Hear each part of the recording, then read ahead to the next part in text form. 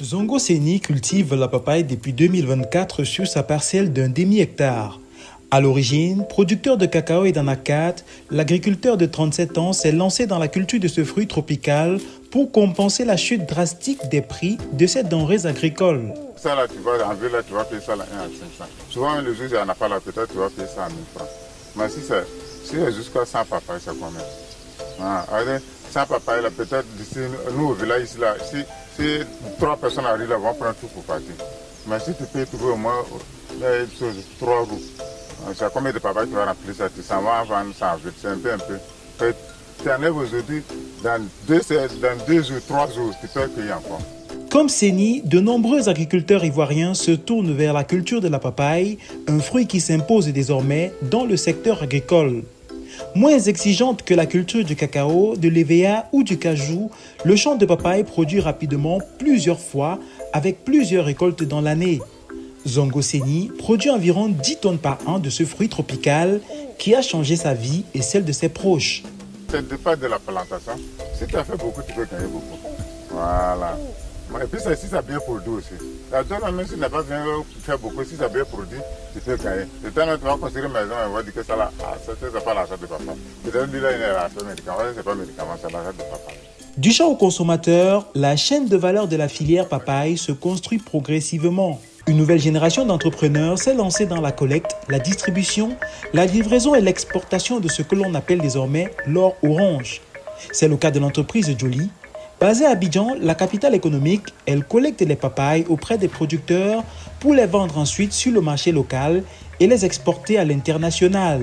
Le port d'Abidjan est un port exportateur de fruits et donc notamment de papaye. On s'aperçoit que les besoins à l'international, notamment en France, en Europe, en Allemagne, sont de plus en plus nombreux, en volume, en qualité, en traçabilité, en respect des bonnes pratiques agricoles. Donc les besoins sont extrêmement importants et la rémunération pour les producteurs est de plus en plus intéressante. Donc forcément, le marché est motivé à l'exportation depuis de nombreux mois maintenant et ce n'est pas une tendance qui va à la baisse.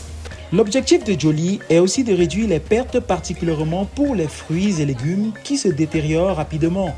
Cela permet d'augmenter la marge des producteurs et de stabiliser les prix pour les acheteurs. Aujourd'hui, la start-up d'AgriFood Tech fonctionne comme une plateforme d'approvisionnement.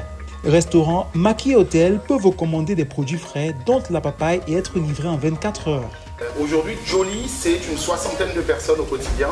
C'est plus d'1 millier de producteurs et beaucoup plus de clients encore qui vont attendre quotidiennement de pouvoir être livrés en fruits et en légumes. Donc c'est un vecteur d'emploi extrêmement important, en pleine croissance. Donc effectivement, j'invite très naturellement, même les producteurs aujourd'hui de bonbons, de piments, d'aubergines, de cacao, d'EVA, à tester la papaye, à tester son rendement, à tester sa productivité et sa profitabilité pour eux-mêmes.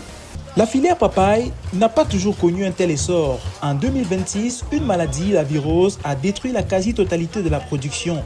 Le Centre national de recherche agronomique CNRA a alors introduit de nouvelles variétés pour relancer la production. Cette politique commence à porter ses fruits. La Côte d'Ivoire a produit 14 500 tonnes de papaye en 2023 et les exportations ont rapporté $30 000 en 2025. Une reprise qui réjouit les économistes. Il faut dire que la filière en elle-même est porteuse de beaucoup d'espoir. Parce que d'abord, elle bénéficie des conditions climatiques favorables. Parce que sur toute l'étendue du territoire ivoirien, le sol est favorable, le climat est favorable à la culture de la papaye. Il faut aussi dire qu'il y a des espèces de papaye qui ont été introduites et qui ont un rendement assez important. Il reste encore toutefois des défis à surmonter pour la filière papaye, comme des coûts logistiques élevés, la pression sur les terres agricoles et une production encore peu mécanisée, sans compter les règles phytosanitaires strictes nécessaires pour accéder au marché européen. C'est une filière qui mérite, qui attend d'être réorganisée. Parce que actuellement la filière est dans l'informel. Vous voyez, donc il faut la réorganiser, il faut la restructurer, il faut la professionnaliser, il faut la mécaniser. Voyez-vous, il faut former les acteurs à la maîtrise parfaite des conditions climatiques et à la maîtrise parfaite des techniques culturelles. Et avec tous ces atouts mis les uns dans les autres, la filière papaye peut vraiment défier déjà le marché international. Malgré ces défis, la papaye ivoirienne incarne une nouvelle vision de l'agriculture africaine, plus innovante, plus inclusive, plus diversifiée et tournée vers l'avenir.